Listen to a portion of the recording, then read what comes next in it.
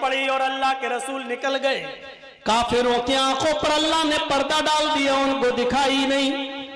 اللہ کے نبی اور ابو بکر صدیق جب گئے, آگے بڑھتے گئے, جن لوگوں نے حج کیا ہوگا, عمرہ کیا ہوگا, ان کو معلوم ہوگا کہ مکہ سے چند میل کے فاصلے پر غار ثور ہے. وہاں پہنچتے ہیں, کافریاں پیچھا کر رہے ہیں. اللہ کے نبی صلی اللہ علیہ وسلم ایک غار میں چھپ جاتے ہیں. حضرت ابو بکر صدیق کہتے ہیں رک جائیے, پہلے اس غار کے اندر مجھے جانے دیجئے, دیکھ لیتا ہوں کہ اس غار کے اندر کوئی موذی, کوئی خطرناک چیز تو نہیں ہے. حضرت ابو بکر صدیق اس غار میں چھپ جاتے ہیں, اس غار کے اندر گھستے ہیں, چھوٹے چھوٹے سوراخوں کو دیکھتے ہیں. ایک چادر تھی ان کے پاس, اس کو پھاڑ دیتے ہیں اور اس کے ٹکڑے کر کے ان سوراخوں کو بند کر دیتے ہیں اور کہتے ہیں اللہ کے نبی اب آپ اندر آ جائیے. اللہ کے نبی اس غار کے اندر داخل ہوتے ہیں. فرمایا ابو بکر صدیق بیٹھ گئے, اے اللہ کے نبی آپ اپنا سر میری ران کے اوپر رکھ لیجئے. اللہ کے نبی نے اپنا سر ران کے اوپر رکھا ابو بکر صدیق کے, اور سو گئے. جب سوئے تو ابو بکر صدیق کی آنکھیں, نظریں غار کی دیوار پر پڑی کہ دو چھوٹے چھوٹے سوراخ ابھی نظر آ رہے ہیں. تو انہوں نے سوچا کپڑا تو ختم ہو گیا ہے, اپنے پیر کے دونوں انگوٹھے ان دونوں سوراخوں پر لگا دیے. ایسے کر کے ان دونوں سوراخوں پر اپنے انگوٹھے لگا دیے. نبی اکرم کی ران کا سر ابو بکر کی ران پر ہے. ایک موذی زہریلا جانور نکلتا ہے اور حضرت ابو بکر صدیق کے انگوٹھے میں کاٹتا ہے.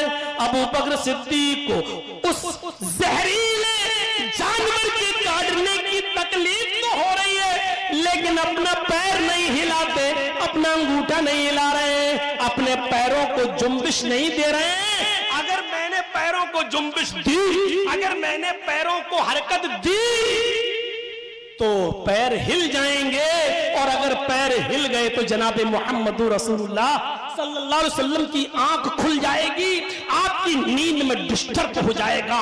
غور کرو, رسول کی ذات سے بھی محبت, اور ایسی محبت کہ پیر میں زہریلا جانور کاٹ رہا ہے لیکن پیر نہیں ہلا رہے. اگر پیروں کو جنبش دے دی تو پیروں میں حرکت ہوگی, اور پیروں میں حرکت ہوئی تو نبی کی آنکھ کھل جائے گی. لیکن تکلیف اور درد کی وجہ سے آنکھوں سے آنسو آ گیا, اور آنسو گر گیا, ٹپک گیا, اور وہ آنسو کا قطرہ محمد الرسول اللہ کے نرم و نازک گال پر گرتا ہے. آنسو کی گرمی نے محمد الرسول اللہ کو بیدار کر دیا. آپ کی آنکھ کھل گئی, اور جیسے ہی نبی اکرم کی آنکھ کھلی, نبی اکرم نے کہا ابو بکر کیا ہو گیا تمہیں, اب جاگ ہی گئے تو اب کیا چھپاؤں. فرمایا کس اب جاگ ہی گئے تو اب کیا چھپاؤں. فرمایا کس نے کاٹ لیا. آپ نے کہا یہ تو زہریلا جانور ہے. کہا کوئی بات نہیں, گھبراؤ نہیں. اپنا لعاب دہن, اپنے منہ کا تھوک لعاب لیا, اور حضرت ابو بکر صدیق کے انگوٹھے پر جہاں زہریلے سانپ نے یا بچھو نے کاٹا تھا وہیں پر لگا دیا. حضرت ابو بکر فرماتے ہیں جس وقت لگایا اسی وقت مجھے ایسی ٹھنڈک محسوس ہوئی کہ پھر لگتا تھا کہ درد کا کوئی اثر ہی نہیں ہے. کیوں نہ لوگ سمجھ ہی نہیں پائے محمد رسول اللہ اکیلے نہیں چلتے ہیں. جب یہ چاہتے ہیں تو رب کی رحمتیں بھی ان کے ساتھ چلتی ہیں, برکتیں بھی ان کے ساتھ چلتی ہیں. رحمتوں اور برکتوں کا یہی تو مطلب ہوتا ہے. اور اللہ نے نماز جب فرض کی تو کہا تھا کہ ہم یہی رحمتیں اور برکتیں تو آپ کو دے رہے ہیں. السلام علیکہ ایھا النبی ورحمت اللہ وبرکاتہ. نبی جب چلتا ہے تو رب کی رحمت بھی اس کے ساتھ چلتی ہے, برکت بھی اس کے ساتھ چلتی ہے. تو میرے بھائیوں ایسا کیسے ہو سکتا ہے کہ لعاب دہن لگائیں اور ابو بکر صدیق ٹھیک نہ ہو. میں یہ واقعہ بیان کر کے صرف اتنا بتانا چاہتا ہوں, یہ محبت کا کون سا معیار تھا, یہ محبت کی کون سی کسوٹی تھی کہ پیر میں بچھو کاٹ رہا ہے لیکن پیر نہیں ہلا رہے ہیں کہ نبی کی آنکھ کھل جائے گی. یہ محبت کا کون سا معیار تھا. اور ہم تو شادیوں میں جب آتش بازی چلاتے ہیں تو اس وقت ہی سوچ لیا کریں جو بندوق کی فائر کر رہے ہیں یا جو آتش بازی چلا رہے ہیں بندوق کی فائر. اللہ کے نبی نے کہا تھا کہ من تشبہ بقوم فہو منہم، یہ مجوسیوں کی علامت ہے. جو جس قوم کی مشابہت کرے گا قیامت کے دن اسی کے ساتھ اٹھایا جائے گا.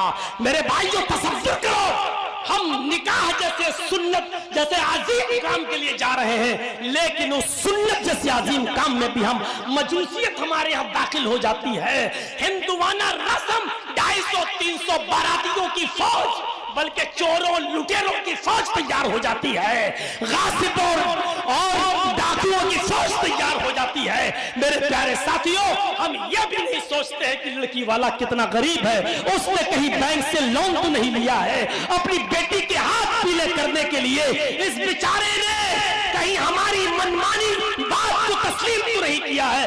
لڑکی والا کسی کو کہتے کہ بھائی 20 آدمی لے آنا، ٹھیک ہے لے جاؤ. لڑکی والا کہتے 50 آدمی لے آنا، چلو ٹھیک ہے لے آؤ. لیکن لڑکی والے سے یہ کہنا نہیں صاحب 50 میں ہمارا نہیں بنے گا، 150 آدمی آئیں گے، یہ لڑکی والوں کے گھر پر اس طریقے کی سفارش کرنے والوں سن لو، تم اس کھانے کو کھانے جاتے ہو، اس نے تھوکا اور تم نے چاٹا. اس کی دقت یہ ہے کہ بیچارہ 50 کو کھلا سکتا ہے اور تم 150 کھلوا رہے ہو. تم کہہ رہے ہو صاحب 50 میں تو کچھ نہیں ہوگا، میرا 200 سے کم میں نہیں بنے گا. وہ کہہ رہا میرے پاس 50 کی طاقت ہے اور تم 200 منوا رہے ہو، یعنی وہ دعوت دے نہیں رہا، تم زبردستی لے رہے ہو. یہ کہاں کا انصاف ہے، یہ کہاں کی دعوت ہے؟ اور تم اس کو کہتے ہو صاحب لڑکی والا بلا رہا ہے، اگر کوئی خوشی سے بلائے تو جانے میں کیا حرج ہے، یہ خوشی سے بلا رہا ہے. لڑکی والا کہہ رہا ہے 50 لوگوں کو لے آؤ، آپ 200 لے کے جا رہے ہو، آپ 250 لے کے جا رہے ہو، اور آپ کہہ رہے ہو صاحب اس نے مان تو لیا ہے. مجبوری میں مانا ہے، اس کی مجبوری کو اس کی رضامندی تسلیم مت کیجیے. یہ کون سا معیار تھا؟ جنگ خندق ختم ہو جاتی ہے، جنگ خندق ختم ہو جاتی ہے، ایک یہودیہ عورت اللہ کے رسول کی دعوت دیتی ہے. سنیے،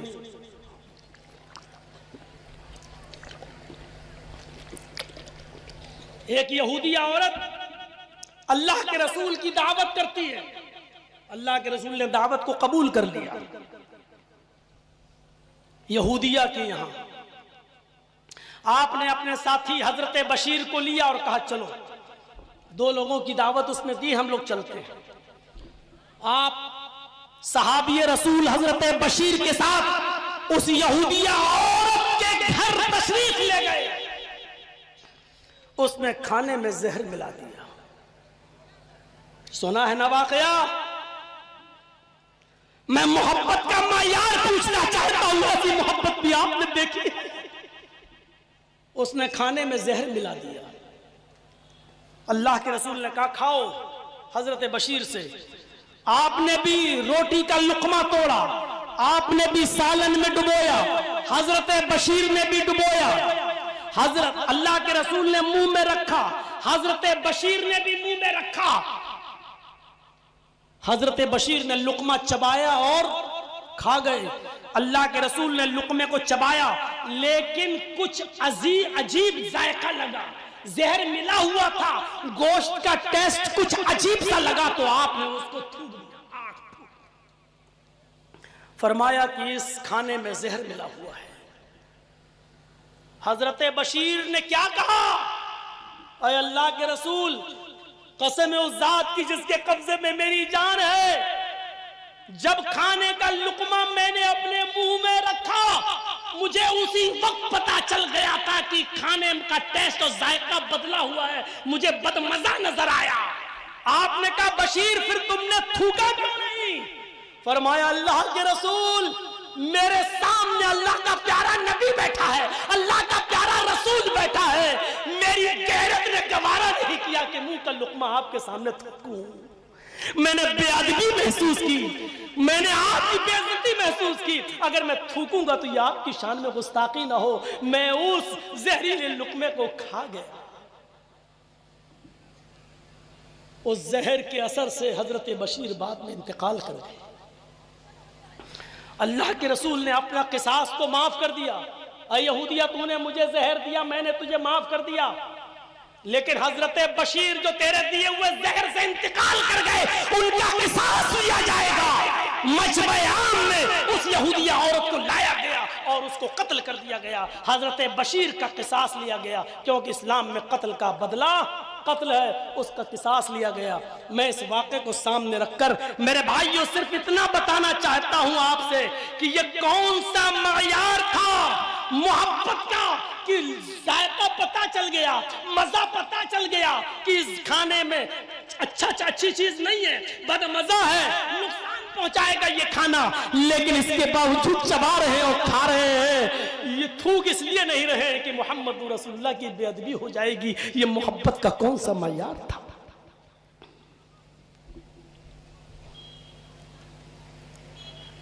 ایک صحابی, پوچھو یہ علماء بیٹھے ہیں, پوچھو اللہ کے رسول نے ایک صحابی کے ہاتھ میں سونے کی انگوٹھی دیکھی, اور مسلم شریف کی حدیث, ایک صحابی کے ہاتھ میں سونے کی انگوٹھی دیکھی. آپ نے دیکھا ہے, اٹھاؤ مسلم شریف کتاب اللباس, آپ نے فرمایا ادھر آؤ, یہ سونے کی ہے. آپ نے نکالا, فَنَزَعَهُ, آپ نے اس کو نکالا, فَتَرَحَهُ, اور آپ نے اس انگوٹھی کو زمین پر پھینک دیا. اور سن لو محبت رسول کا یہ کون سا معیار تھا؟ سونے کی انگوٹھی کو صحابی رسول کی انگلی سے نکال رہے ہیں اور اس کو زمین پر پھینک دیا اور کہا کسی مرد کے لیے جائز نہیں کہ وہ سونے کی انگوٹھی پہنے. کیا کہا؟ کسی مرد کے لیے جائز نہیں کہ وہ سونے کی انگوٹھی پہنے. اس سے کیا نتیجہ نکلتا ہے؟ اس سے نتیجہ نکلتا ہے کہ عورتیں سونے کی انگوٹھی پہن سکتی ہیں, مرد کے لیے جائز نہیں ہے. اللہ کے نبی نے اس سونے کی انگوٹھی کو زمین پر پھینکا اور آگے بڑھ گئے. جب اللہ کے نبی آنکھوں سے اوجھل ہو گئے تو صحابہ کرام کی ایک جماعت وہاں بیٹھی تھی, کھڑی تشریف رکھی ہوئی تھی. کسی نے فرمایا اٹھا لو. انہوں نے کہا کیوں؟ اٹھا لو. انہوں نے کہا کیوں؟ کہا سنا نہیں. صحابہ کیا کہہ رہے ہیں؟ سنا نہیں. محمد رسول اللہ نے فرمایا کسی مرد کے لیے جائز نہیں کہ وہ سونے کی انگوٹھی پہنے. میرے بھائی اس انگوٹھی کو اٹھا لے, اپنے گھر میں اپنی ماں کو, بہن کو, بیٹی کو, بیوی کو, کسی کو دے دینا, ان کے پہننے کے کام آ جائے گی. آئے دھمائی جمع والوں, کنڈوج والوں, رافو اکناف سے مختلف اضلاع سے تشریف لانے والوں, صبح فجر کی نماز کے بعد یہ تقریر مختلف یوٹیوب چینلوں پر آ جائے گی اور پوری دنیا اس کو سن لے گی. جو تقریر آپ کی گھمائے چاؤں میں ہو رہی ہے, صبح 10 بجے تک یہ پوری دنیا میں گونجنے لگے گی, پھیلنے لگے گی. آج کل سوشل میڈیا اتنی آگے بڑھ چکی ہے, اتنی ترقی کر چکی ہے. ہاں سنو میرے بھائیوں, یہ آواز میری وہ لوگ بھی سنیں گے جو یہاں موجود نہیں. جب وہ سنیں گے تو ان کو بھی اس بات کا احساس ہونا چاہیے یہ محبت رسول کا کون سا معیار تھا, یہ کسوٹی تھی. صحابہ کہہ رہے کہ اس انگوٹھی کو اٹھا لو, اپنے گھر کی ماں, بہن, بیٹی, بیوی کو دے دینا, وہ پہن لیں گی, کیونکہ نبی نے مردوں کے لیے حرام قرار دیا ہے, عورتوں کے لیے نہیں. لیکن جس صحابی کے انگلی سے سونے کی انگوٹھی نکال کر پھینکی تھی, اس صحابی کا جواب یہ تھا میں کیسے اس انگوٹھی کو اٹھا لوں جو زمین پر پڑی ہوئی ہے, کیونکہ میرے نبی نے, محمد رسول اللہ نے سونے کی انگوٹھی کو میری انگلی سے نکال کر میری پاکٹ میں نہیں ڈالا, میرے ہاتھ میں دے کر یہ نہیں کہا جاؤ اپنے گھر میں ماں, بہن, بیٹی کو پہنا دینا, بلکہ میرے نبی نے اس انگوٹھی پر نفرت کی نظر ڈالی ہے اور میری انگلی سے نکال کر زمین پر پھینک دی ہے. میرے نبی نے جس نفرت بھری نظر سے इस अंगूठी को देख लिया है, मैं उस अंगूठी को जमीन से उठाकर अपनी माँ को, अपनी बहन को, अपनी बेटी को और अपनी बीवी को पहनाना भी गवारा नहीं करूंगा। मेरे नबी ने उस अंगूठी पर नफरत की नजर डाली है, मैं उस अंगूठी को भी न उठाना गवारा नहीं करूंगा।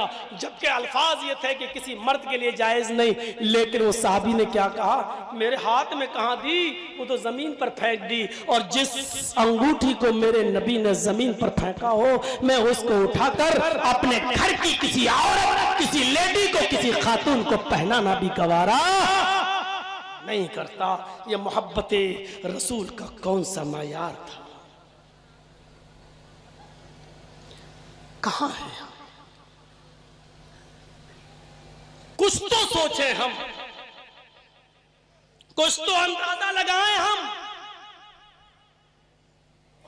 उम्मे हबीबा नबी की बीवी थी। और कौन थी? नबी की बीवी। और सुनो, बुखारी शरीफ की हदीस है, नबी की बीवी। और इनके बाप का नाम क्या था? अबू सुफियान।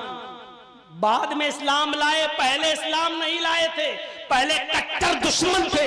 ये वही अबू सुफियान थे जो 100 ऊंटों के लालच में नबी की गर्दन उड़ाने के लिए भी गए थे।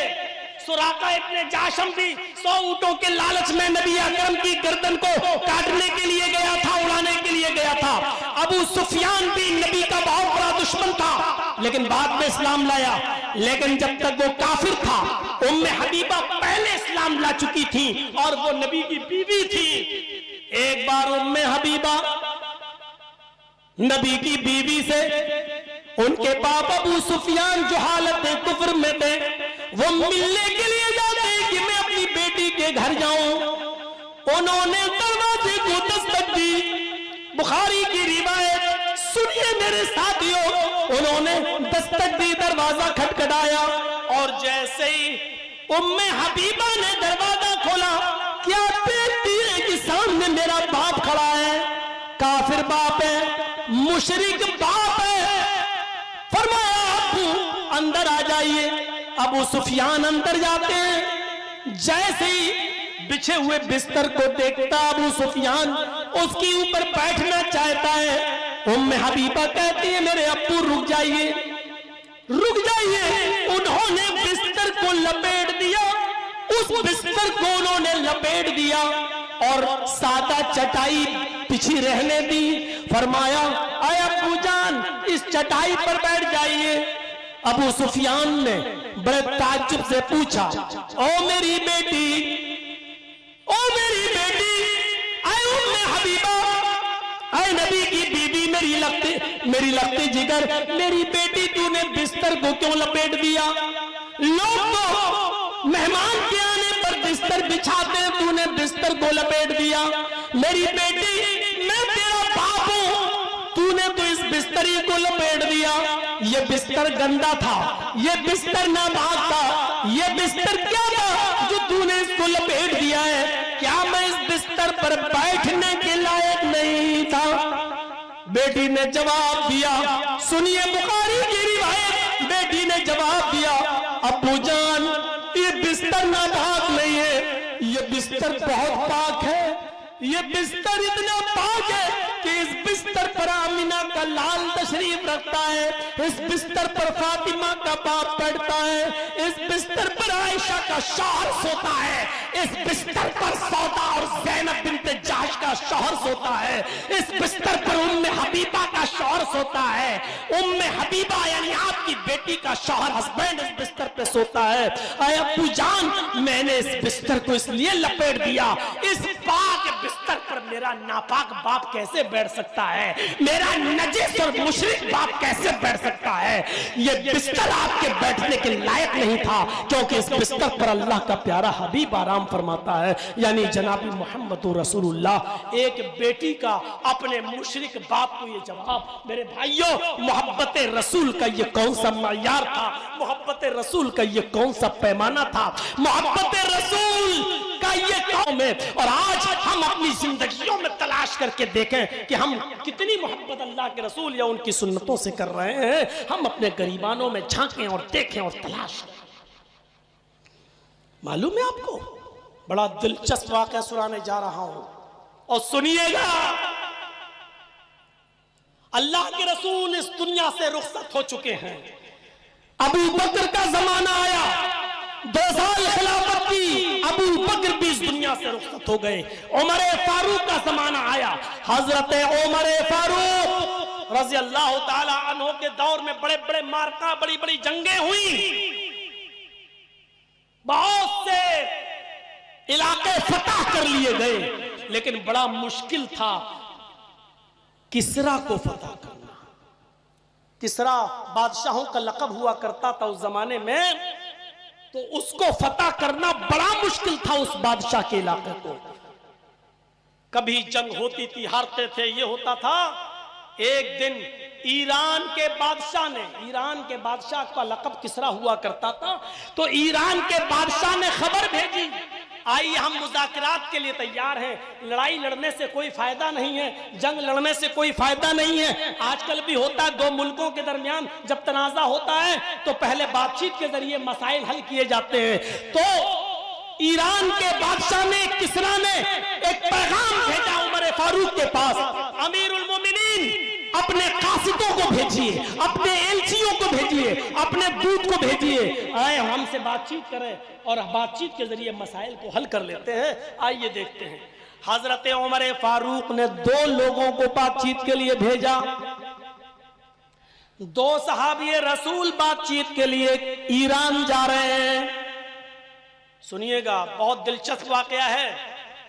یہ 2 ایلچی, یہ 2 دودھ بات چیت کے لیے ایران کے بادشاہ سے, کسرا سے بات چیت کرنے کے لیے تشریف لے جا رہے ہیں. ایک کا نام ہے ربیع ابن عامر, ایک کا نام ہے ربیع ابن عامر, اور ایک کا نام ہے حذیفہ ابن یمان. یہ دونوں بڑے جلیل القدر صحابی گزرے ہیں. اس واقعے کو سن لیجئے. اس کے بعد میں جانتا ہوں کہ 2:45 بجے تک بیٹھنا اور 2:30 بجے تک بیٹھنا بڑا مشکل ہے, لیکن جانے والوں میں نے تمہیں کبھی نہیں روکا.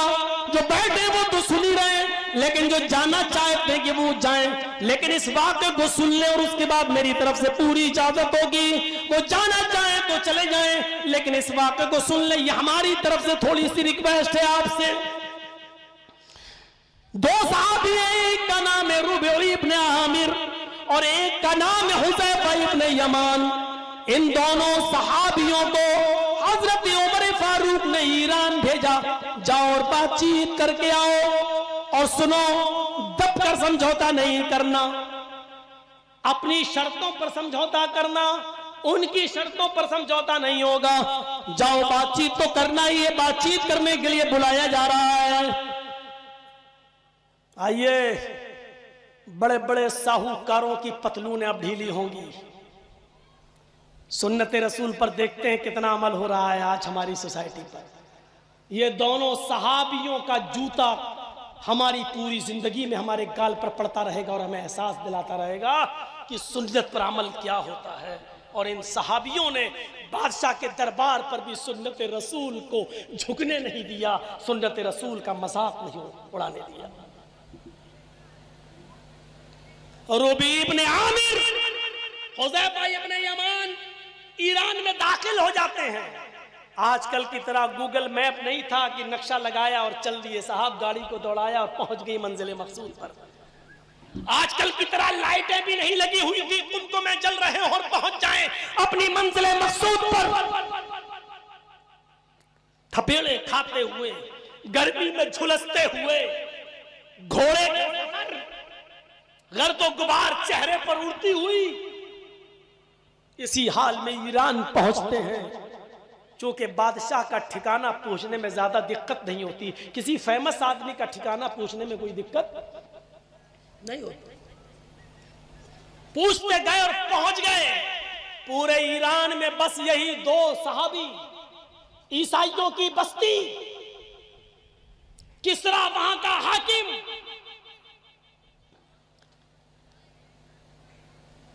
جیسے ہی کسرا کے دربار میں پہنچتے ہیں دروازے پر گارڈ کھڑا ہوا ہے، درباری کھڑا ہوا ہے، ان دونوں کو اندر جانے سے روکتا ہے۔ کون ہو؟ ان دونوں نے جواب دیا،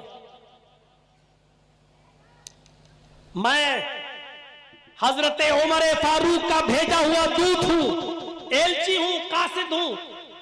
آپ کے بادشاہ نے ہمیں مذاکرات کے لیے، بات چیت کے لیے بلایا ہے، ہم بات چیت کے ذریعے مسائل کو حل کرنے آئے ہیں۔ کہتا رک جاؤ، اندر سے خبر لے کے آنا پڑے گا بادشاہ سے۔ گیا اور 2 کپڑے لے کر آیا، کہنے لگا کہ ہاں اجازت تو مل گئی کسرا کی طرف سے، لیکن ہمارے دربار میں داخل ہونے کے کچھ اصول ہیں، کچھ ضابطے ہیں۔ ہمارے بادشاہ سے، کسرا سے ملنے کے لیے یہاں کا شاہی لباس پہننا پڑتا ہے، تم اپنے پھٹے پرانے کپڑے پہن کر کسرا کے دربار میں داخل نہیں ہو سکتے۔ ہوتا ہے،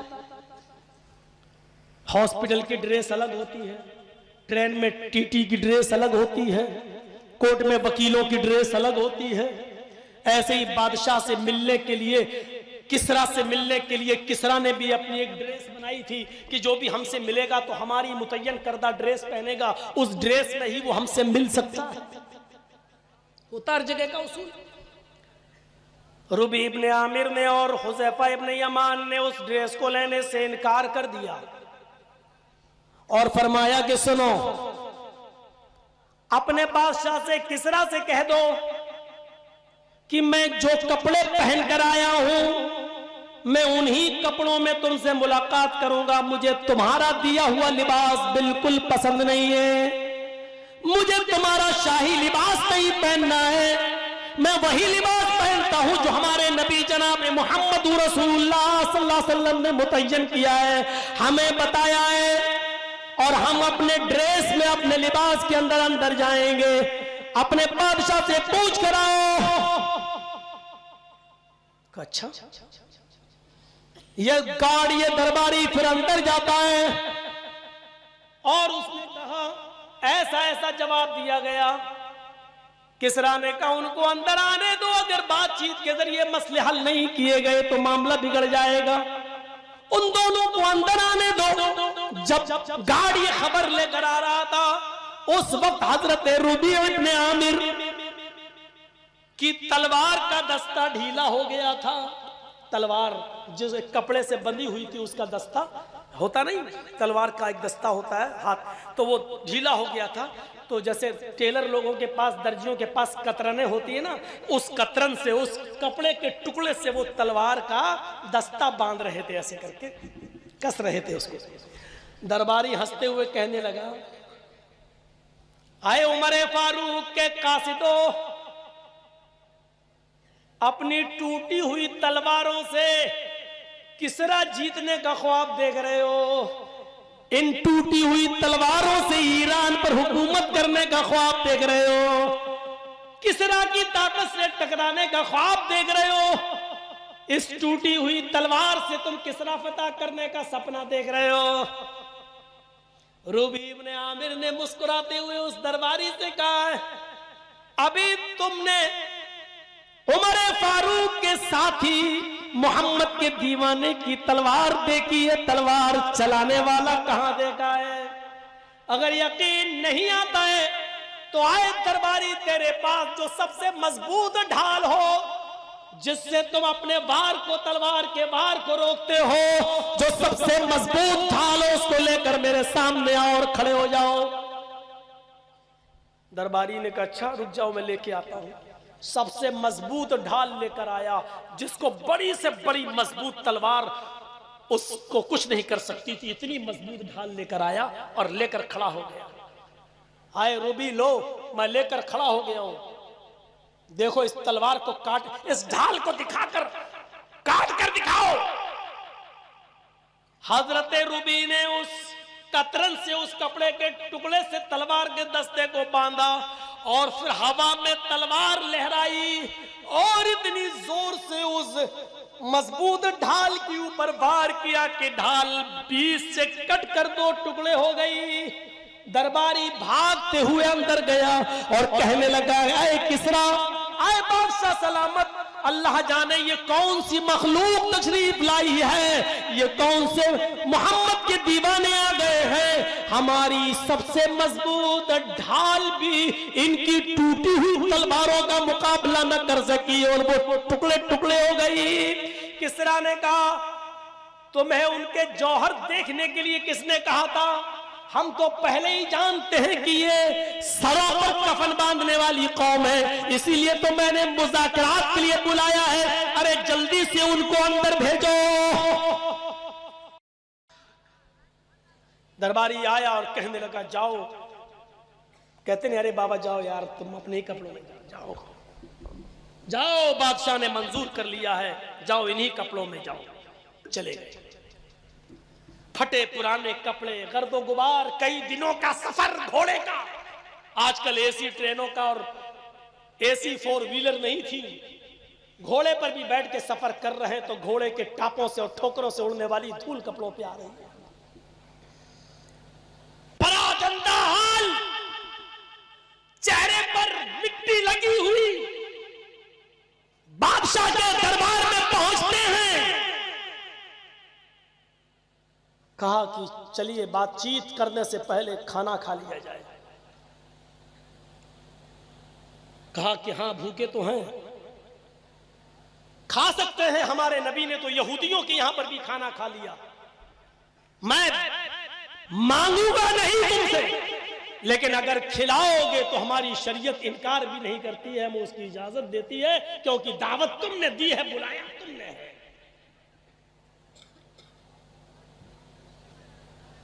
कहा लेकिन बातचीत यहां होगी।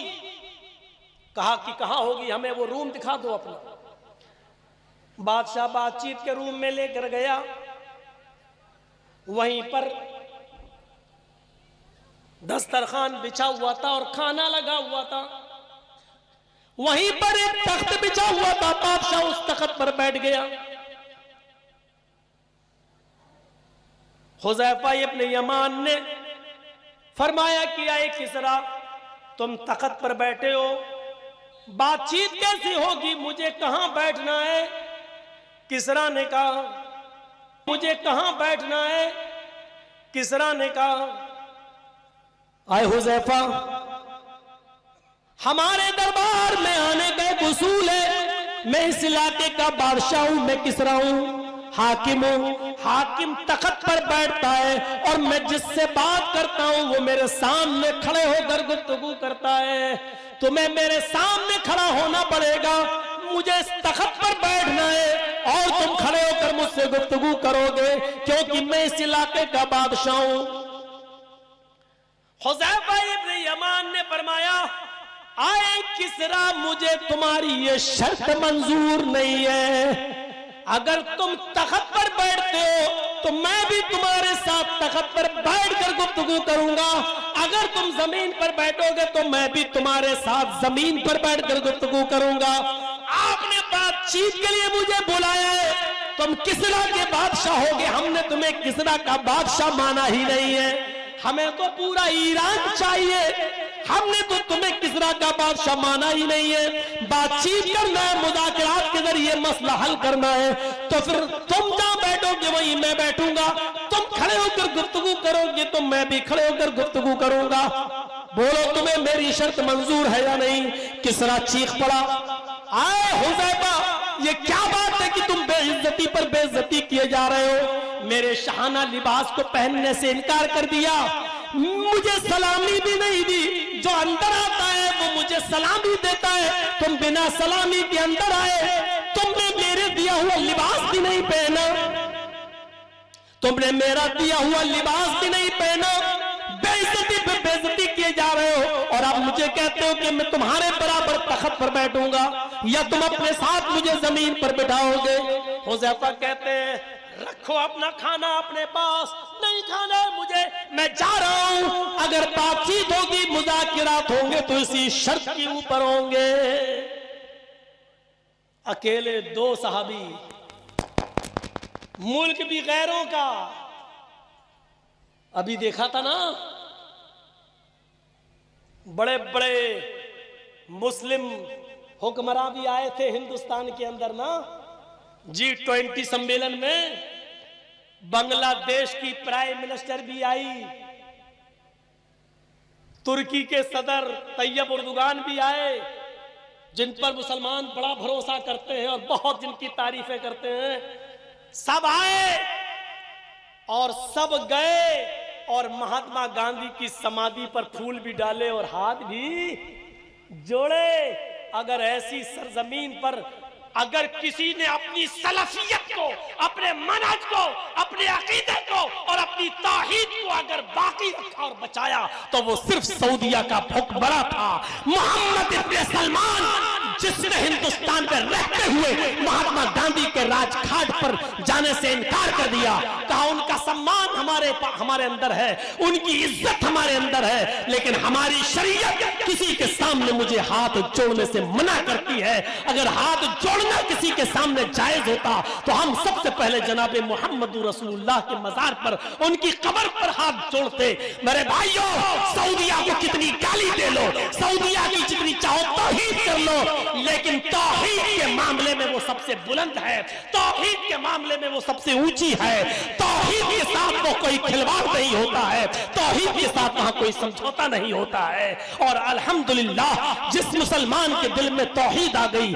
اللہ سارے گناہ معاف کر سکتا ہے لیکن شرک کو معاف نہیں کرے گا، اور رائی کے دانے کے برابر بھی اگر توحید کسی کے اندر رہی تو اللہ جہنم میں سزا دینے کے بعد بھی اس کو نکال لے گا اور اس کو جنت کے اندر داخل کر دے گا۔ میرے بھائیوں، یہی چیز ہمیں اور آپ کو سمجھنے کی ضرورت ہے، ضرورت ہے۔ یہ کیا ہے؟ راضی رہے رحمان بھی اور خوش رہے شیطان بھی۔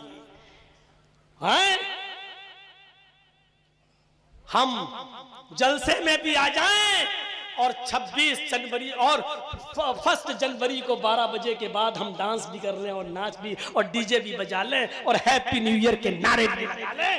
میرے پیارے ساتھیوں، یہ کوئی محبت نہیں کہ راضی رہے رحمان بھی اور خوش رہے شیطان۔ یہ پالیسی اپنی جیب میں رکھو۔ یہ ایسا اسلام محمد رسول اللہ کو پسند نہیں ہے، اپنی جیب میں رکھو اور پوچھو۔ آج بھی میرے ساتھی میرے ساتھ موجود ہیں، یہ ضلعی جمعیت اہل حدیث لکھنؤ کے ناظم موجود ہیں، یہ ڈاکٹر عبدالقادر صاحب بھی موجود ہیں، یہ ڈاکٹر معین صاحب بھی موجود ہیں، یہ میرا بیٹا حسین آیا یہ بھی موجود ہے، اور ہمارا ڈرائیور ہمارے ساتھ، یہ سب موجود ہیں۔ آج بھی قنوج کے جس آفس میں میں بیٹھا ہوا تھا، آج بھی مجھ سے کہا گیا مولانا صاحب کچھ ایسی باتیں نہیں ہونی چاہیے، آج کل معاملے بہت خراب چل رہے ہیں، رشتہ داریوں پہ بہت جلدی فرق پڑتا ہے۔ میں نے ان کے سامنے بھی کہا یہ اسلام تمہیں مبارک ہو، ایسا اسلام تمہیں مبارک ہو، ساری خدائی ایک طرف، مصطفیٰ کا رب ایک طرف۔ میرے بھائیوں، وہ اسلام اسلامی نہیں کہ جس سے سب خوش رہے۔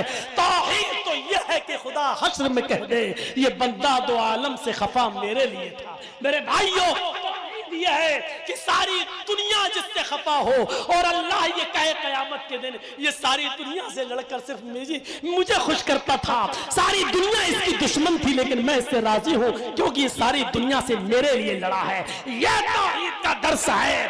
یہ بھی خوش، وہ بھی خوش، رحمان بھی خوش، رحیم بھی خوش۔ یہ اسلام تمہیں مبارک ہو، ہمارا یہ اسلام نہیں ہے۔ اسلام میں یا تو محمد رسول اللہ خوش ہوں گے یا ابلیس خوش ہوگا۔ میرے بھائیوں، اب یہ ہمیں اور آپ کو پاور اتھارٹی ہے، ہم چاہیں تو فاطمہ کے باپ کو خوش کریں یا چاہیں تو ابلیس کو خوش کریں، یہ اختیار ہمیں اور آپ کو دیا ہے۔ انا ہدیناہ النجدین اما شاکرا و اما کفورا، ہم نے دونوں راستے تمہیں بتا دیے ہیں، اس راستے پہ چل کے یا تو شکر گزار بن جاؤ یا اس راستے پہ چل کے ناشکرے بن جاؤ، ناشکرے ہو جاؤ۔ ہم نے دونوں راستے تمہیں بتا دیے ہیں۔ حذیفہ ابن یمان نے وہی کام کیا جو یہاں محمد ابن سلمان نے کیا، کہا نہیں اپنا کھانا اپنی جیب میں رکھو، نہیں کھانا میں جا رہا ہوں، رک جاؤ، ٹھیک ہے آؤ تم بھی میرے تخت پہ بیٹھ جانا، پہلے کھانا تو کھا لو۔ شرط مان لی، توحید کے ساتھ سمجھوتا نہیں۔ اسلام عیسائیوں کے دربار میں آنے کے بعد جھکے گا نہیں، کھانا کھایا گیا. اب سنو، زمین پر بسکٹ گر جائے نا، چپس گر جائے نا، کیک گر جائے نا، بیٹا کیا کر رہا ہو، زمین سے مت اٹھاؤ. گر گیا پڑا رہے تو بیٹا زمین سے مت اٹھاؤ. اور سنو چودھریو، سنو سرمایہ دارو، اللہ نے دولت دی ہے تو اس کی قدر کرو. ربی ابن عامر، حذیفہ ابن یمان دسترخوان پر لگا ہوا کھانا کھا رہے ہیں اور بادشاہ کسریٰ بھی ان کے سامنے بیٹھا ہوا ہے. کھانا کھاتے کھاتے حذیفہ ابن یمان سے کھانے کا ایک لقمہ زمین کے اوپر گر گیا. کھانے کا ایک لقمہ زمین کے اوپر گر گیا. زمین، اللہ کے نبی صلی اللہ علیہ وسلم فرماتے ہیں، سنیے حدیث، اگر کھانے کا کوئی لقمہ زمین کے اوپر گر جائے تو اس کو اٹھا لیا کرو اور اس کو دیکھ لیا کرو. اگر اس میں مٹی وغیرہ لگی ہوئی ہے تو اتنا حصہ صاف کر دو، اتنا حصہ دور کر دو، اور بقیہ حصہ جس پر مٹی یا گندگی نہیں لگی ہے بقیہ حصے کو کھا لو. پتہ نہیں اللہ نے رزق کے کھانے کے کس حصے میں، کس لقمے میں برکت رکھی ہو. یہ ہے بخاری شریف کی حدیث. سن لی؟ حذیفہ ابن یمان کو یہ حدیث تھی، نبی کا یہ فرمان معلوم تھا. زمین پر کھانے کا لقمہ گر گیا اور سامنے کسریٰ بیٹھا ہوا ہے. لقمہ اٹھا لیا زمین سے.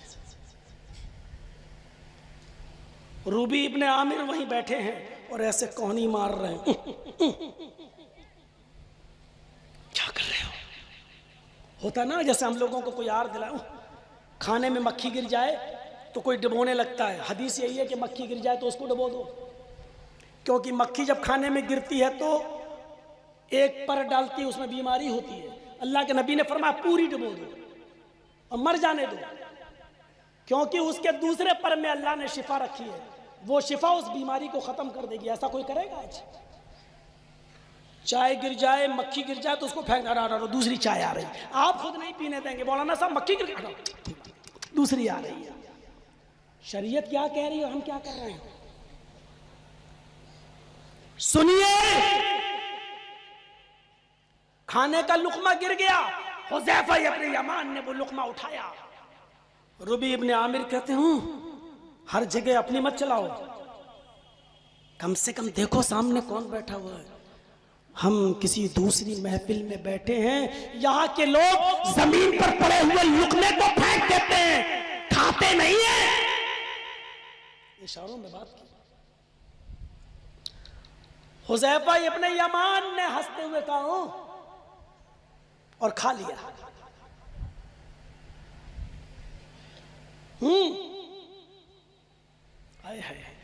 اور بادشاہ کے سامنے فرمایا،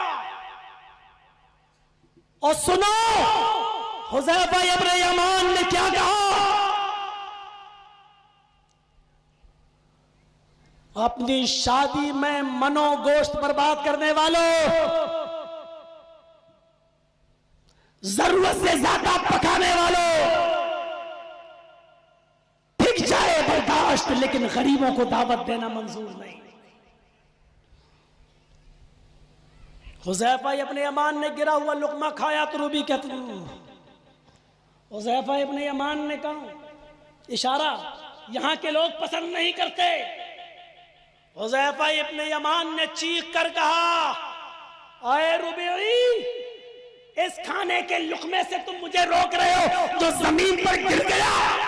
کیا تمہیں نہیں معلوم کہ زمین پر گرا ہوا لقمہ ہمارے نبی اٹھا لیتے تھے، اس کی مٹی کو صاف کر کے کھا لیا کرتے تھے؟ کیا یہ میرے نبی کی سنت نہیں ہے؟ ربی نے کہا ہاں. فرمایا اترکو سنت رسول اللہ صلی اللہ علیہ وسلم لہؤلاء الحمقاء. تو آئے ربیعی، کیا جملہ کہا. آپ کہہ سکتے ہو مولانا جرجیس اتنا سخت بولتے ہو تم، اتنا ہارڈ بولتے ہو تم.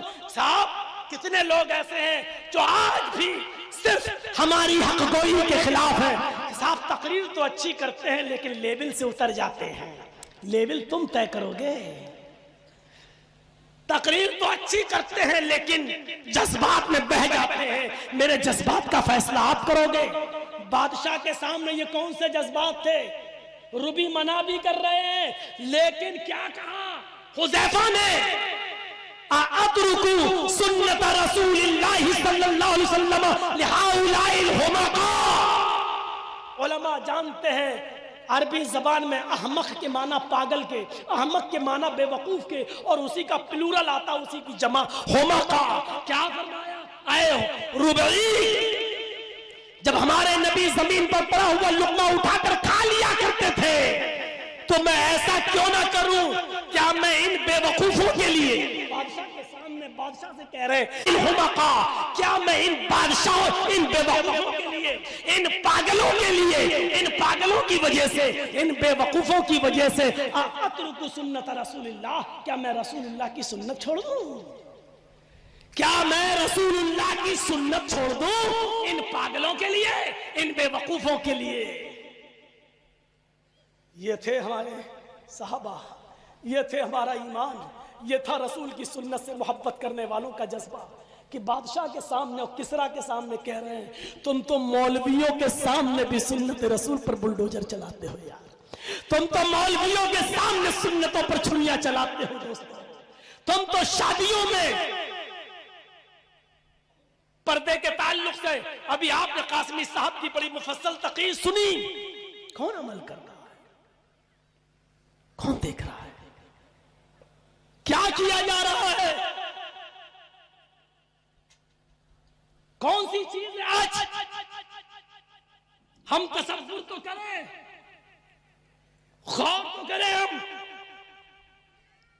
کس طرح سے کہا جا رہا ہے اترک سنت رسول اللہ صلی اللہ علیہ وسلم لہؤلاء الحمقاء، کیا میں ان پاگلوں کے لیے، کیا میں ان بے وقوفوں کے لیے سنت رسول چھوڑ دوں؟ آپ اپنی اولاد کو زمین پر گرا ہوا لقمہ نہیں کھلاؤ گے. آپ زمین پر گرا ہوا لقمہ کھانا پسند نہیں کریں گے اور سیدھے ایک ہی جواب دیں گے جرجی صاحب ہم 21ویں صدی میں جی رہے ہیں، زمانہ بہت ترقی کر چکا ہے.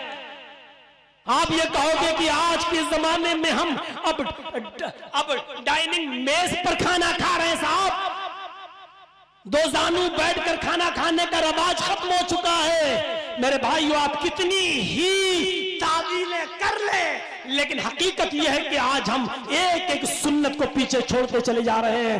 آج ہمیں کسی چیز سے محبت نہیں رہ گئی ہے.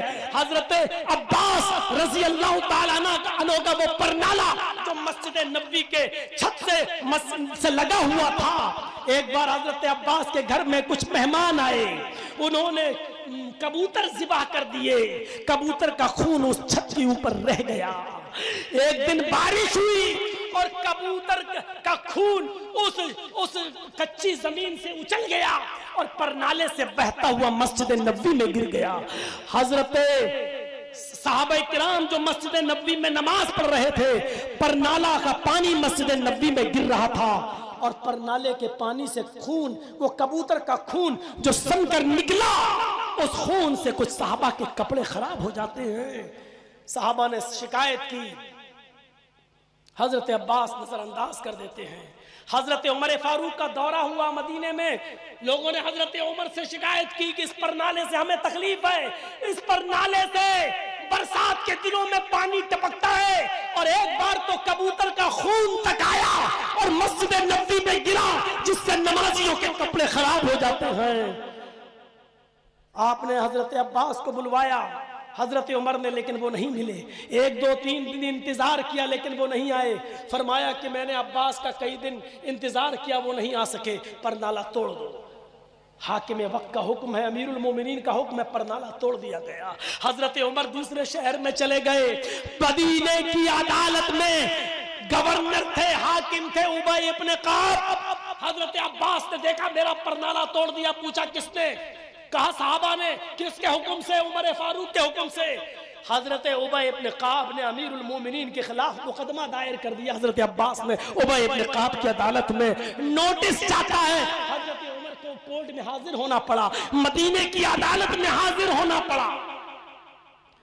حضرت عباس بھی حاضر ہوتے ہیں، حضرت عمر فاروق کو اس کٹگھرے میں اور حضرت عباس کو اس کٹگھرے میں کھڑا کیا جاتا ہے، پوچھا جاتا ہے، حضرت عمر سے کہا جاتا ہے کہ بتائیے، کہا سنیے میں امیر المومنین عمر فاروق، آواز آتی ہے ابی ابن کعب کی عدالت سے، میں یہاں کا حاکم ہوں، جج ہوں، اور اس عدالت میں سب مجرم کی حیثیت سے آتے ہیں، آپ کی زبان سے امیر المومنین کا جملہ اچھا نہیں لگ رہا ہے، آپ اس جملے کو واپس لیجئے، اگر آپ نے امیر المومنین سے خطاب کیا تو پھر میں فیصلہ نہیں کر پاؤں گا، مجھے ایمانداری سے فیصلہ کرنا ہے، اس لیے امیر المومنین نہیں، ابھی آپ ایک مجرم کی حیثیت سے آئے ہو، کیونکہ آپ کے خلاف عباس نے مقدمہ دائر کیا ہے، اور ابھی آپ نہیں بولیں گے، پہلے مدعی بولے گا جس نے مقدمہ دائر کیا ہے۔ اے عباس بتاؤ کیا بات ہے؟ حضرت عباس نے کہا حضرت عمر نے ہمارے پرنالے کو بغیر اجازت کے توڑوا دیا۔ کہا اے عمر اب تم بولو۔ حضرت عمر نے کہا میں نے ان کا 3 دن انتظار کیا، یہ نہیں آئے، تب توڑنے کا حکم دیا۔ ان کے پرنالے سے صحابہ کرام جو مسجد میں نماز پڑھنے آتے تھے ان کے کپڑے گندے ہوتے تھے، چھینٹیں پڑتی تھی، نماز میں ڈسٹرب ہوتا تھا، اس لیے میں نے وہ پرنالہ توڑ دیا۔ آئے عباس کچھ کہنا چاہتے ہو؟ نہیں، جو بات تھی وہ میں نے کہہ دی۔ آئے عمر کچھ اور؟ نہیں، جو بات تھی وہ میں نے بتا دی۔ تھوڑی دیر کے بعد ابی ابن کعب کی عدالت سے فیصلہ آتا ہے، اے عمر یہ فیصلہ تمہارے حق میں کیا جاتا ہے، تم امیر المومنین ہو، اس علاقے کے حاکم ہو، اور ان کے پرنالے سے صحابہ کو تکلیف ہوتی تھی نماز پڑھنے میں، پرنالے کا پانی اور گندگی اسی پرنالے سے مسجد میں گرتی تھی، اس لیے آپ نے پرنالہ توڑنے کا حکم دیا۔ ان کے 3 دن انتظار کرنے کے بعد یہ نہیں آئے تو آپ نے کوئی غلط قدم نہیں اٹھایا، آپ نے بالکل صحیح کیا۔ دونوں لوگ نکل گئے، دونوں گلے ملتے ہیں۔ حضرت عباس نے کھلے دل سے حضرت عمر فاروق کا سواگت کیا۔ حضرت عمر نے کہا میں نے تمہارا دل دکھانے کے لیے پرنالہ نہیں توڑا، میں نے اس لیے توڑا کیونکہ اس کے پانی سے صحابہ کرام کے کپڑے خراب ہو رہے تھے۔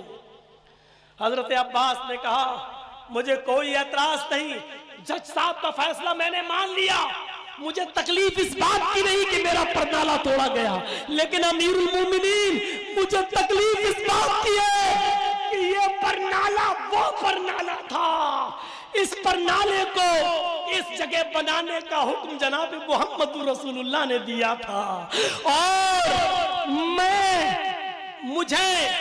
نبی کا چچا ہوں، میں محمد رسول اللہ کا چچا ہوں، اور اللہ کے رسول نے مجھ سے کہا تھا کہ عباس اس جگہ پر تم پرنالہ بناؤ، میں نے نبی کے حکم کے مطابق یہاں پرنالہ بنایا تھا، مجھے تکلیف اس بات کی نہیں کہ وہ پرنالہ توڑ دیا گیا، مجھے تکلیف اس بات کی ہے کہ آپ نے اس پرنالے کو توڑا ہے جس پرنالے کے بنانے کا حکم جناب محمد رسول اللہ نے دیا تھا۔ حضرت عمر نے یہ سنا تو وہی آنکھوں میں آنسو آ گئے، رونے لگے، گڑگڑانے لگے، ابی ابن کعب سے کہتے ہیں اب آپ نے فیصلہ غلط سنا دیا ہے، اتریے آپ کرسی سے۔ حضرت عمر اس کرسی پر بیٹھتے ہیں اور کہتے ہیں کہ اب سچا فیصلہ میں سناتا ہوں، پرنالہ اسی جگہ پر بنے گا جس جگہ سے میں نے توڑوایا ہے، اور عباس مجھے سیڑھی بنائے گا، میرے کاندھوں پر سوار ہوگا، اور وہ عباس میرے کاندھے پر کھڑے ہو کر اسی جگہ پرنالہ بنائے گا جس جگہ سے پرنالہ میں نے گروایا ہے، کیونکہ یہ پرنالہ کوئی معمولی پرنالہ نہیں تھا، یہ وہ پرنالہ تھا جس کو محمد رسول اللہ نے بنوایا۔ عمر کی کیا بجاؤ جو اس پرنالے کو گرا سکے، اس کو توڑنے کا حکم دے سکے، اور پھر سارے زمانے نے دیکھا حضرت عباس حضرت عمر کے کاندھوں پر سوار ہوئے اور اسی جگہ پرنالہ بنایا جس جگہ سے توڑوایا تھا۔ یہ محبت کا کون سا معیار تھا، یہ محبت کا کون سا پیمانہ تھا۔ میرے بھائیوں، ایک انصاری نوجوان کے مکان پر نبی کی نظر پڑی، فرمایا مکان تو بہت اچھا ہے لیکن مکان کی اوپر جو مسجد کی طرح گنبد بنا دیا ہے وہ ٹھیک نہیں ہے، وہ گنبد نہیں بنانا چاہیے۔ لوگ اس کے گھر کو مسجد سمجھ کر گھسنے لگیں گے اور اس کے گھر کی عورتوں کی بے پردگی ہونے لگے گی، اس کو گنبد نہیں بنانا چاہیے تھا۔ یہ کہہ کر آپ نکل گئے۔ وہ انصاری نوجوان تھوڑی دیر کے بعد آیا، مزدوروں نے بتایا اللہ کے نبی نے تمہارے مکان کی تعریف کی۔ کہا الحمدللہ تم نے سنا، ہاں، لیکن فرمایا کہ مکان کے اوپر گنبد نہیں بنانا چاہیے تھا۔ کہا کیوں؟ کہ اللہ کے نبی نے فرمایا کہ یہ گنبد لوگ دیکھیں گے تو مسجد سمجھیں گے اور اس کے گھر میں گھسیں گے تو اس کے گھر کی ماں بہن بیٹیوں کی کہیں بے پردگی نہ ہو، اس لیے گنبد ٹھیک نہیں ہے۔ اس نے کہا میرے مکان کو توڑنا شروع کرو۔ کہا کیا؟ پورا بن چکا؟ کہا اوپر سے توڑو۔ پورا مکان توڑوا دیا۔ کہا آپ ایسا کیوں کر رہے ہیں؟ صرف اوپر کا گنبد توڑوا دیتے، مکان پورا کا پورا بنا رہنے دیتے۔ انہوں نے کہا پورا مکان توڑو۔ اس انصاری نوجوان نے پورا کا پورا مکان توڑوا دیا۔ فرمایا پورا کا پورا ملبہ اٹھا کر کچڑے میں پھینک دو، اب یہاں جو اینٹیں لگ چکی ہیں وہ اینٹ دوبارہ نہیں لگے گی۔ کہا کیوں؟ کہا فرمایا پتہ نہیں اللہ کے نبی نے اس مکان سے جب نظر نیچے ڈالی ہے تو پتہ نہیں نبی کی نفرت بھری نظر مکان کی کس اینٹ کے اوپر پڑی ہے، مجھے نہیں معلوم۔ اب وہ اینٹ ہی اس مکان میں باقی نہیں رہے گی جو میرے مکان کے اندر لگی ہوئی ہے، میں پورے کے پورے ملبے کو پھینک دیتا ہوں، اب اس مکان کو بنانے کے لیے دوسری اینٹیں آئیں گی۔ میرے بھائیوں پورا کا پورا مکان توڑوا دیا گیا، پورا کا پورا مکان، اور توڑوایا ہی نہیں بلکہ اس ملبے کو بہا دیا گیا۔ میرے نبی کی نظر پتہ نہیں کس اینٹ کی اوپر پڑ گئی ہو۔ یہ محبت کا کون سا پیمانہ تھا، یہ محبت کا کون سا آئیڈیل تھا، یہ محبت کا کون سا معیار تھا؟ میرے پیارے ساتھیوں ہمیں اور آپ کو غور کرنا چاہیے اور سوچنا چاہیے۔ پھر وہی آیت پہ آ جائیے، قُلْ إِنْ كَانَ آبَاؤُكُمْ وَأَبْنَاؤُكُمْ وَإِخْوَانُكُمْ وَأَزْوَاجُكُمْ وَعَشِيرَتُكُمْ وَأَمْوَالٌ اقْتَرَفْتُمُوهَا وَتِجَارَةٌ تَخْشَوْنَ كَسَادَهَا وَمَسَاكِنُ تَرْضَوْنَهَا فَتَرَبَّصُوا حَتَّى يَأْتِيَ اللَّهُ بِأَمْرِهِ۔ ان تمام چیزوں سے زیادہ اگر تمہیں اللہ اور اس کے رسول سے زیادہ محبت ہے تب تو ٹھیک ہے، اگر اللہ اور اس کے رسول کی محبت ان چیزوں سے کم ہو گئی اور ان کی محبت زیادہ ہو گئی تو انتظار کرو اللہ کی طرف سے آ جانے والے عذاب کا، انتظار کرو اللہ کی طرف سے آ جانے والی مصیبت کا۔ ہم اپنے معاشرے میں اور سماج میں غور کر کے دیکھیں ہم کیا ختم کرا پا رہے ہیں۔ ابھی جلسہ کرایا، سنا بمبئی تک میں جلسہ لوگوں نے چندہ کیا ہے۔ میرے بھائیوں میرے نام پہ جرجی صاحب آ رہے آنن فانن، میں نے یہاں تک سنا ہے کہ جس زمین پر جس کھیت پر آپ بیٹھے ہوئے ہیں اس کھیت کے مالک نے یہ زمین اسی شرط پہ دی ہے کہ مولانا جرجی صاحب آئیں گے تو میں دوں گا، اگر نہیں آئیں گے تو میں اپنی فصل برباد نہیں کروں گا۔ یہ دیوانگی ہے، یہ فین فالوئنگ ہے، مان لیجئے، لیکن ان تمام چیزوں اتنی محبت جو آپ ہم سے کر رہے ہیں میرے بھائیوں، اللہ اور اس کے رسول کی محبت ان تمام محبتوں سے اوپر ہونی چاہیے۔ جو باتیں میں نے آپ کو بتائی ہیں وہ معیار بہت بلند ہے۔ آپ نے آنن فانن مشورہ کر کے جلسہ کرایا، اب تیاری کرو جہیز کو لپیٹنے کی، اب تیاری کرو باراتیوں کے کم کرنے کی، تیاری کرو ان عورتوں کی جو بارات میں کم سے کم جائیں، جو حجنے بن کر حکومتیں چلاتی ہیں، انہی کی چلائی جاتی برات میں، انہی کی چلتی ہے۔ 50 آدمی جائیں گے، میرے لڑکے کا چہرہ نہیں بندھے گا، شوہر انہی کے آگے مجبور ہو جاتا ہے بیچارہ، انہی کے آگے رسول سے محبت۔ اسی لیے میں نے آج یہ موضوع کا انتخاب کیا ہے۔ 3:09 ہو چکے ہیں۔ میں نے کہا ہے نا کہ میرے دوست کا کل الفا ہاسپٹل میں ڈاکٹر فرید صاحب کا آپریشن ہونا ہے اور وہ ہمارے جگری دوست ہیں جو سدھارتھ نگر سے چلے ہیں۔ مجھے کل پورا کا پورا دن ان کے ساتھ رہنا ہے، ابھی مجھے نکلنا بھی ہے۔ جماعت کے بہت مخلص شخص ہیں وہ، اور ڈاکٹر صاحب بھی یہی موجود ہیں ہمارے ساتھ۔ ہم سب کو جانا ہو، کل دن میں بھی نہیں سونا ہے۔ میرے بھائیوں اتفاق و اتحاد کے دامن کو پروئیں، تسبیح کے دانوں کی طرح اسی طریقے سے ہم مل جائیں، بیٹھ جائیں، 2024 हमारे आंखों के सामने है। हमें और आपको मुत्तहिद होना है, हमें आपको एकता का सबूत देना है और ये दुआ करना है कि बारे इलाह कम से कम 2024 में हमारे लिए अच्छे दिनों की शुरुआत फरमा दे, हमारे ऊपर इंसाफ पसंद हुकूमत को कायम फरमा दे। अल्लाह जालिम और जाबिर सरकार से हमें निजात अता फरमा। ये हमें और आपको इस तहज्जुद के नमाज के वक्त में दुआएं भी मांगना चाहिए। हम दुआ करते हैं अल्लाह ताला से कि बारे इलाह मोहब्बत रसूल हमारे अंदर पैदा फरमा दे, जो मयार है उस मयार पर हमें पूरा उतरने की तौफीक अता फरमा।